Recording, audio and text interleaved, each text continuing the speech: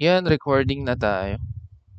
So, ang topic natin for today ay adjusting entries pa rin, pero doubtful accounts na. Okay. Sana naalala mo pa yung accruals and deferrals, pati yung depreciation. No? Puntahan natin ngayon itong adjusting entries for doubtful accounts. Ano ba muna yung doubtful accounts na yan? So, doubtful accounts, also known as bad debts, are accounts receivable that are unlikely to be collected from customers.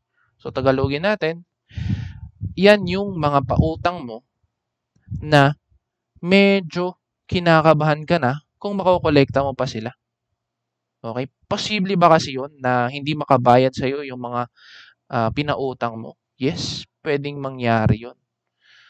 No? And yun yung doubtful accounts na tinatawag or bad debts.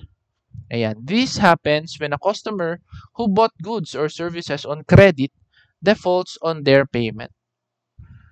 Ibig sabihin, magkakaroon ka lang ng doubtful accounts, syempre, kapag nagkaroon ka ng benta on account or on credit. Kung nagbayad sila ng cash, syempre, bayad na yon. So, hindi ka pwede magkaroon ng doubtful accounts sa mga ganong klase ng transactions. Okay? So, businesses must account for these uncollectible amounts to accurately reflect their financial position. Pag sinabi yung financial position, balance sheet yan. No? Kasi, ano ba ang apektado ng doubtful accounts? Malamang itong accounts receivable mo. And yung accounts receivable account is part ng balance sheet. Kasi asset account yan eh. Okay. Ayan. So, dapat yung accounts receivable na nakapresent sa yung balance sheet ay net. Okay? Net of accumulated, no? Net of allowance for doubtful accounts. Alright? Sige. So, pupuntahan natin ngayon yung adjusting entries related. No? Pero bago yun, bakit ba muna tayo kailangan mag-adjust para sa doubtful accounts? Ayan. So, number one reason, the matching principle in accounting requires that we match expenses to the revenues they help generate. Okay? By now, sana alam mo na or na-appreciate mo na yung matching principle, no? So, dapat ima-match natin yung expenses dun sa revenues. Okay? When we make a sale on credit, we recognize revenue. Sige nga, tingnan nga natin kung nagre-recognize tayo ng revenue kapag nagkaroon tayo ng sale on credit. Ano ba ang entry mo kapag nakabenta ka? On credit. Debit, accounts receivable, credit, sales revenue or service revenue. So, kapag nagkaroon ka ng sale on credit, nagre-recognize ka ng revenue. Ayun yun, no? However, if we later determine that we won't collect that revenue, so yung revenue daw natin na ito ay hindi natin makokolekta, we need to record the expense of the uncollectible amount. Alright? So kung hindi mo makokolekta yung revenue na to, dapat daw mag-recognize ka ng expense. And yun ba yung principle ng matching principle? Principle ng matching principle, eh, no? Yes. Okay, kasi sabi daw, kailangan i-match natin yung expenses dun sa revenues that they help generate. Alright. Again, kapag daw hindi mo na makokolekta yung revenue na ni-record mo, dapat mag-recognize ka ng expense. Okay? In the same period as the sale. Alright. Kunwari, meron kang sale for this year. Then, na-determine mo na part of that revenue is hindi na makokolekta. So, kailangan mo daw mag-recognize ng expense sa same period na yun. O so, same period. So, this year, kailangan mag-recognize ka ng expense para hindi mo ma-violate yung matching principle. Okay, this is why we use an adjusting entry at the end of the accounting period to make sure our financial statements are accurate. Alright. Sige. Ngayon, may dalawang methods kasi for accounting for bad debts. Yan, may dalawang methods na naman, no? Una, si direct write-off method. And pangalawa, si allowance method. Ano ba yung direct write-off method? Okay, ayan, nakasulat naman dyan, no? Simpler method where bad debt is only recorded when absolutely certain it is uncollectible. So kapag sure ka na uncollectible siya o actually hindi na nakabayad yung customer mo, dun ka mag-record ng bad debt expense. Kaso lang, bullet number 2, it violates the matching principle because expense is often recorded in a different period than related revenue. Alright? Pwede kasing tumawid na yung period. Let's say, nagkaroon ka ng benta ng December 2024, no? Last year. Kunwari, nagkabenta ka ng December 2024. Okay, nagkaroon ka ng benta on account. Tapos tumawid na ng next year. So, 2025 na. Doon mo na-realize na hindi pala makakabayad yung customer mo. Okay, nag-record ka ng revenue sa December 2024, pero na-realize mo na hindi lang siya makakabayad nung 2025 na. So, doon ka lang nag-recognize ng bad debt. Na-violate ba niya yung matching principle? Yes. Kasi, sabi ng matching principle, pumiyok na ako, alas 2 na kasi ng madaling araw. Ayan, kailangan daw i-record natin yung expense in the same period as the sale. So, dapat 2024 ka rin nag-record ng bad debt. Alright. So, itong direct write-off method is not allowed under the GAAP except for very small businesses. Okay? Kasi kailangan nating sundin itong matching principle. Alright. Ano yung method na allowed? Ito, allowance method. So, this is preferred under GAAP. Bakit? Ano bang ginagawa sa allowance method? So, it estimates the amount of bad debts at the end of each period. So, from the name itself, no, allowance method, set up ka ng allowance, no, dun sa mga posibleng hindi mo makolekta for the period. Okay. So, it adheres to matching principle by recognizing the expense in the same period as the related sales. So, kunwari, nung nagbenta ka ng December 2024, tapos magre-report ka na, no? Magpe-prepare ka na ng FS ng December 31, 2024. So, doon sa year-end na yon, kailangan meron kang i-set up na allowance account para doon sa mga portion ng sale na tingin mo ay hindi mo na makokolekta. Okay. So, doon pa lang, sa same period pa lang, no? December 2024, hindi ka pa tumawid ng next period, nag-recognize ka na ng expense, no? Kaso lang dito, estimate mo lang yan. Estimate mo lang dun sa portion na hindi mo makokolekta. Okay? Ayan. Sige, dito tayo ngayon sa allowance method. No? Ayan, basahin natin. Instead of directly reducing accounts receivable, we use a contra asset account called allowance for doubtful accounts. So may bagong concept dito, yung contra asset, no? Kagaya siya nung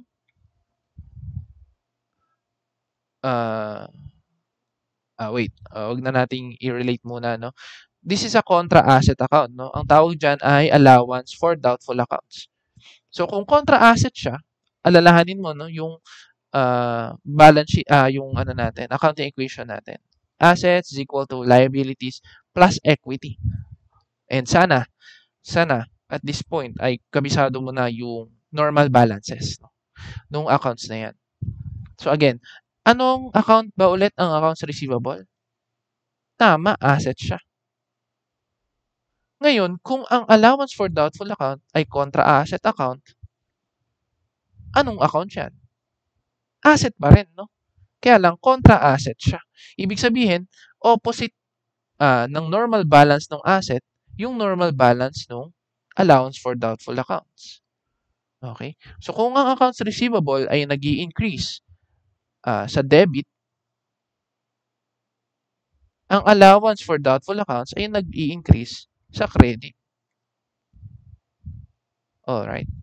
So, pag magse-set up ka ng allowance account, ang increase mo dyan is sa credit. So, magke-credit ka ng allowance for doubtful accounts. Okay, ayan. So, dito siya diniscuss sa next bullet point. This account has a normal credit balance. Okay. Credit balance, yung normal balance niya, no? Ulit-ulitin natin. Credit ang kanyang normal balance. So, and reduces accounts receivable on the balance sheet. So, kasi pag pinresent mo ang accounts receivable mo, again, dapat net of the allowance. So, ang tawag doon ay net realizable value na diniscuss dito sa third bullet point. So, net realizable value is equal to accounts receivable minus allowance for doubtful accounts. Okay? Ayan. So, pag tinanong ka, magkano yung net realizable value ng yung receivables, ibabawas mo lang yung allowance for doubtful accounts. Okay. And ano yun? This represents the amount of cash the company expects to collect. Alright. Again, contra asset account ang allowance for doubtful accounts and ang normal balance niya ay credit. Okay, puntahan na natin yung adjusting entries for bad debts. O yung bad debts, tinatawag din siya doubtful accounts, no? Huwag kang malilito. Doubtful accounts.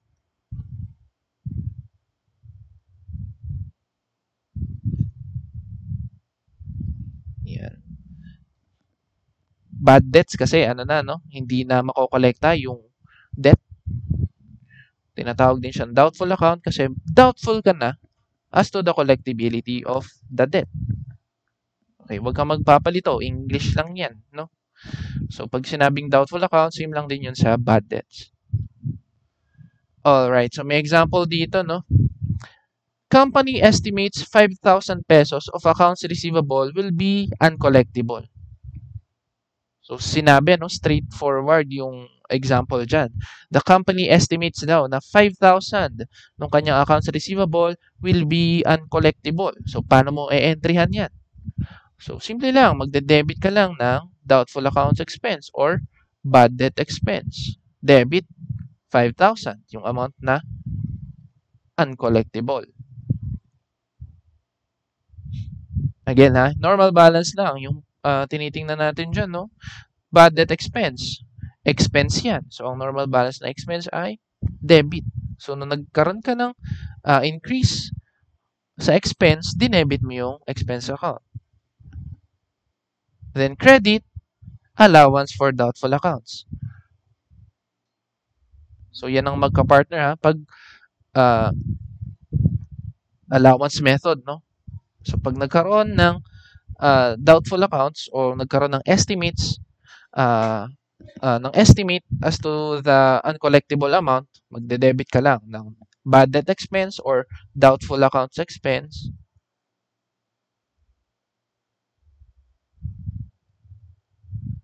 Then, magkikredit ka ng allowance for doubtful accounts, 5,000, to record the estimated bad debt expense.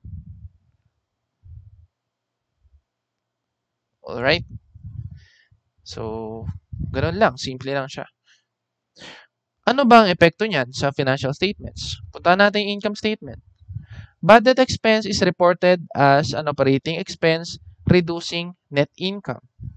Okay? Since expense nga siya, binabawasan niya yung income mo o yung revenues mo. And sa balance sheet naman, anong epekto niya? Allowance for doubtful accounts reduces accounts receivable. Yan din yung concept dun sa taas, no? Na pinapresent mo nga yung accounts receivable net of allowance for doubtful accounts. And ano ulit tawag doon? Net realizable value. Okay. Ayan. So, yan ang epekto niyan sa financial statements. Ngayon, paano ka mag-estimate ng bad debts?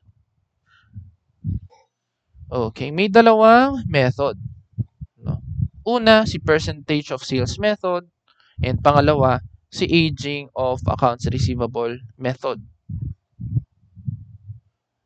Okay, unahin natin si percentage of sales method. No? Based on historical data, a percentage of credit sales is estimated as uncollectible.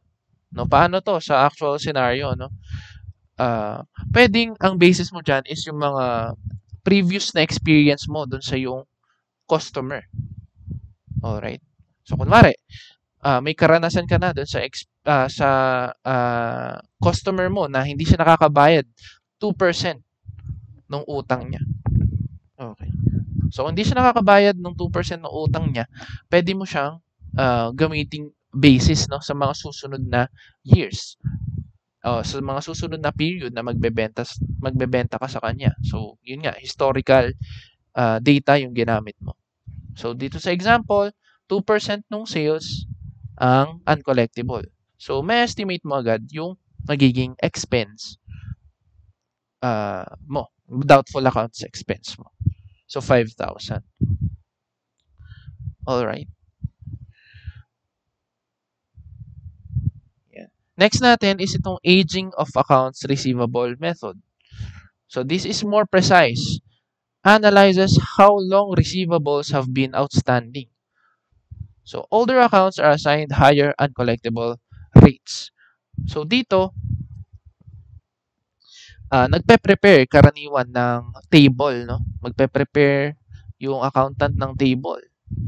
Tapos, ililista dyan kung magkano yung utang o magkano yung credit sales. Tapos, kung kailan nabenta yung goods na yun, ano? Kung kailan nag-occur yung transaction, yung credit sale, no? So, the older the sale, uh, the higher the likelihood that it will be uncollectible. So, kaya tinatawag siyang aging of accounts receivable, no? So, binibigyan natin ng age, no? Tinitingnan natin kung gaano na ba katagal yung utang ng customer. And based dun sa age na yon ng utang niya, dun tayo magkakaroon ng estimate, no, na siguro kapag more than 60 days na yung utang, sabihin natin na 50% nung sale na yon will be uncollectible. So ililista lahat dito, no, yung percentage of uncollectibility. Okay. So ililista diyan lahat ng benta for the period. No, tapos a-assignan siya ng percentage of uncollectibility, no, based dun sa age niya. So the older accounts are assigned higher uncollectible rates. Okay. Nangyayari ba yan sa totoong buhay? Yes, no? Kasi minsan, mas matanda or mas matagal na yung utang, mas malaki yung chance na hindi na siya mabayaran. So, ganun lang yung concept niya ng aging of accounts receivable. And ito, yung last na bullet point. The sum gives the desired balance in allowance for doubtful accounts. So, sa aging, okay, sa aging of accounts receivable method, ang nakukuha mong balance is yung balance sa allowance for doubtful accounts. Alright. So, mas ma-appreciate mo yan later on kapag nandun na tayo sa sample problems. Okay. Sige. Puntahan natin dito yung aging of accounts receivable example. So, ayan. Binigay dyan, no? Age of account, 1 to 30 days, 80,000 daw yung amount due. And estimated uncollectible is 2%. So, minultiply lang, no? 2% times dun sa amount due, makukuha yung 1,600. Yan yung estimated bad debt. Next, 31 to 60 days. So, mas matanda na siya, no? Okay? Mas matanda na yung account na to. So, 15,000 daw yung amount due na 31 to 60 days. Ang inassign na percentage of uncollectibility is 10%. So, ganun lang ulit, no? 15,000 times 10%, 1,500. So, pansinin mo, no? Yung 1 to 30 days, 2% lang yung uncollectible. Pero yung 31 to 60 days, 10% na. Lumaki. No? Kasi, mentras tumatanda yung ating account, mas lumataas yung likelihood na hindi siya makokolekta. Okay? Then, ito, greater than 60 days, 30% na yung inassign natin na percentage of uncollectibility. Then, ito total yan, 4,600. And itong 4,600, hindi yan yung expense mo. Ito yung allowance. Okay. So, if allowance for doubtful accounts already has a 200 credit balance, the adjusting entry should be 4,4. Okay? Sige, gawan natin to ng T account, no? Yung allowance. Allowance, ada na lang. Allowance for doubtful accounts.